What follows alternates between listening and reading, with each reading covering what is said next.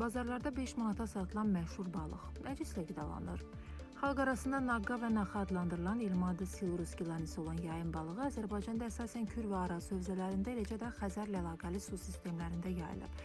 Ölkə az xəbər verir ki, dibdə yaşadığı üçün onun çirk və nəcis ilə qidalanması barədə fikirlər formalaşıb. Lakin elmi müşahidələr göstərir ki, bu balıq əsasən yırtıcıdır. Kiçik balıqlar, qurbağalar və xərçəngkimlərlə qidalanır.